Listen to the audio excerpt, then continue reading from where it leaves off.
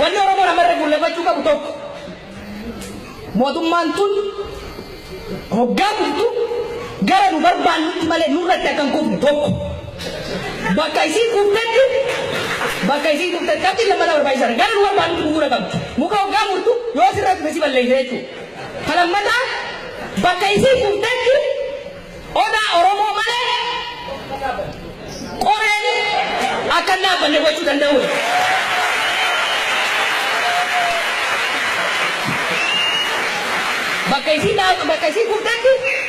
Bakka isii kuftetti odaa Oromoo malee haadaan diinaa Oromiyaa keessatti akka dhaabbatan mirkaneessuu barbaachisa. Kana mirkaneessuudhaaf qabxiileen lamaan amma duraan ture kana mirkaneessuudhaaf qabsoon amma eegale kun tooftaa isaa babal'ifatee tarsiimoodhaan masakamee deemuudhaan diina gaggabsuu itti fufuu qaba. Tarkaanfiin diinagdee isaanii laamsheessuudhaan jabaatee itti fufa. Torbaannan asaanan kana keessatti wantoonni isaan hin argin, tarkaanfiin isaan hin argin, ciccimoon ka diinagdee biyya sanii akka bishaan baqaraatti dhaabuun itti fufuudhaaf ta'a. Tarkaanfiin sochii waraanaa uguruudhaan sanbira dabramee waraanni keenya qaqawwee qabatee isaan keessa jiru gara lammiilee akka aanu wajjin itti eegalame itti fufa.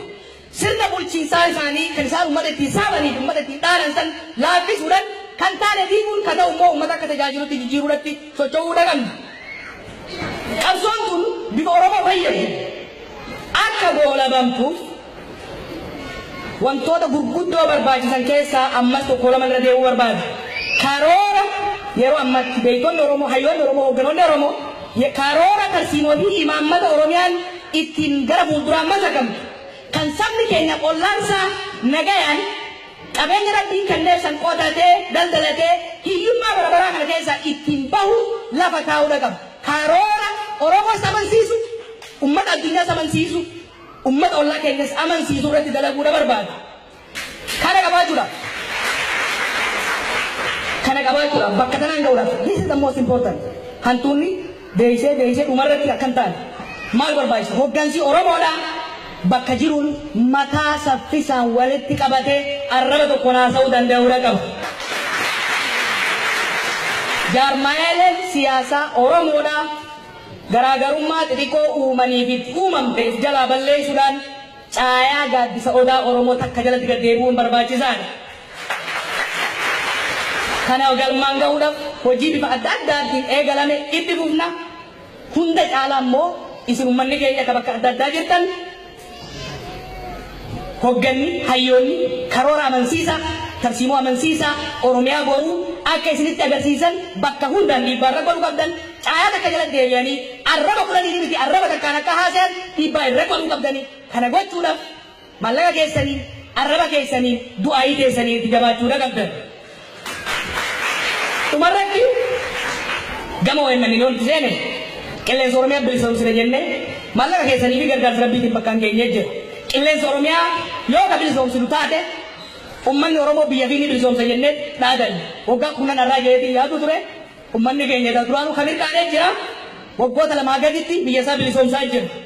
Gara fuulduraas qabsoo kana bifa Oromoof Oromiyaadhaaf taatuun akka goolabamtuuf OMN qabsaa'ota Oromoo Oromiyaa keessa jiranii fi biyyoota adda addaa keessa jiraniin tarsiimoodhaan walitti caaseeffatee qabsoo tanaaf gargaarsa barbaachisaa hunda sagalee ta'ee itti fufa.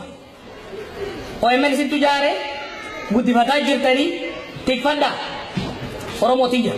Naamsi handumaa qabu jabaannee jabaadhaa. Mo'achaa jirra injifannoon immoo injifannoo milkiidhaa akka nu taatu hojjechaa deemuu qabna.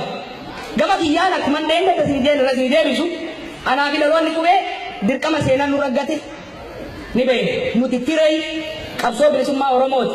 Dirqamni keenya qabsoo waggoota 50 ilmaan Oromoodhaa irra dhuman tana galmaan geenyee ilmaan nu booda bilisummaa dhaalchisuudha. Beekumsaaf qabnu hundaan ni dalayne. Waggoota 15 dabran kanaaf hammaan danda'een beekumsan qabuun humnan qabuun uummata Oromoo tajaajiluudhaaf tattaafadheetiin jira. Umri hanga abdes hangam fayyaa qabaadhetti waan hin beekuu fi waan hin danda'u isinirraa qusatu. Namoonni hedduun baatiilee afran dabre kana hirriba dhabdee arrii baaftee kiiloo dabalte naan jedhan.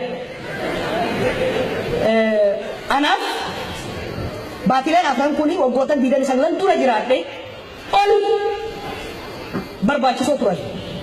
Halkanii guyyaa Oromoo gootummaadhaan, murannoodhaan, abshaalummaadhaan, tokkummaadhaan diina dura dhaabbattee diina qawwee qabu ofirra fincaasiftu san ijoollee san wajjiin sagalee isaanii fuudhee isiniin gahuudhaan addunyaadhaan gahuun anaaf hirriba dhabuu miti. Anaaf dirqama osoo hin ta'in kabajaa oliidhaan ture wanni an takkitti gaafu.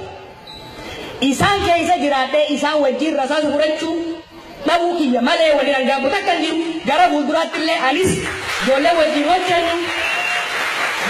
hojjennu hundumtu hamma dandeenyetti isin tajaajiluudhaan qophiidha. Dhugaa qabna, tokkummaadhaan qabsoofna, tarsiimoodhaan masa qabna, gumaa wareegamtoota keenyaa dirree adda addaa irratti halkanii guyyaa diinni qisaasaa jiru kana bilisummaa Oromiyaatiin ni baafna. Galatoomaa isiniin jedha.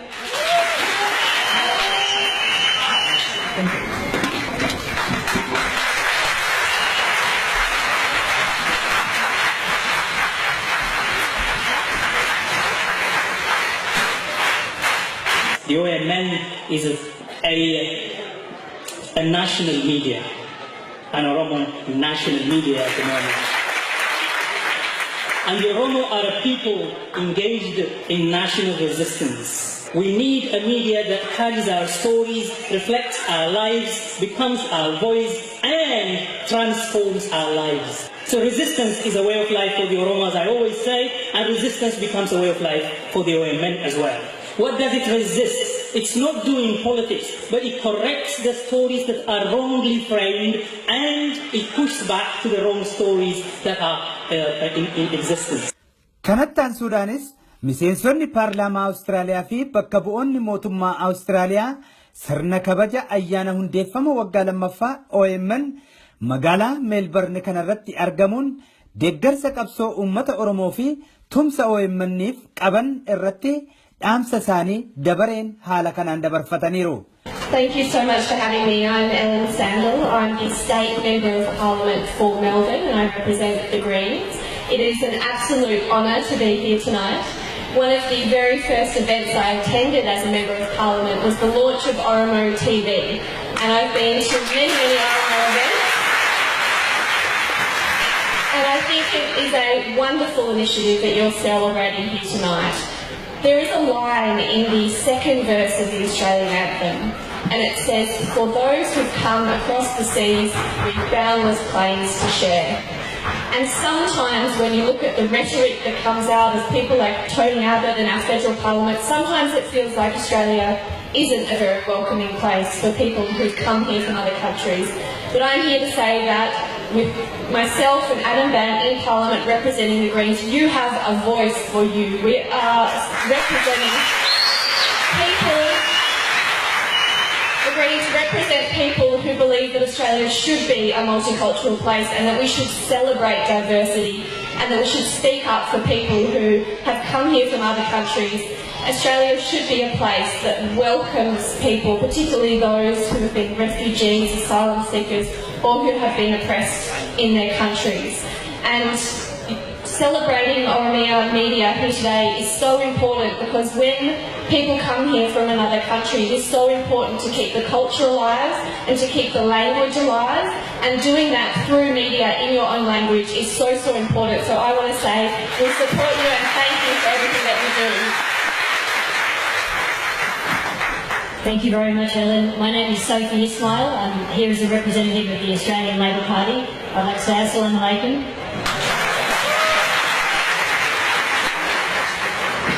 The migrant story is a truly Australian story. This is a country built on the backs of people who've come here to build a better life, to work and to contribute to our communities. Australia is an extremely successful immigrant nation, and over the years we've welcomed more and more people from the African continent. And I would say that the African continent and the migrant story are very close to my heart personally. My father was born in East Africa. He was born in Zanzibar, grew up in Dar es Salaam in Tanzania, formerly Tanganyika. He moved to England where he met my mother, and we emigrated to Australia in 1988 to build a better life. And I think there are three things that migrants want. They want an education, they want jobs, and they want their human rights respected. And the Australian Labor Party has always stood up for education for all, and has fought for decent jobs for all of us, no matter what our background is, and stands up against discrimination and racism, and builds inclusive and diverse and safe, tolerant communities.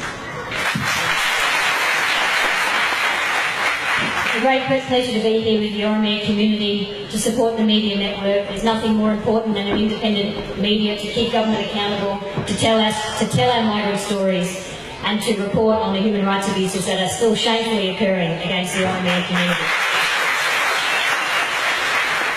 Thank you very much, and it's a pleasure to be here. Good evening.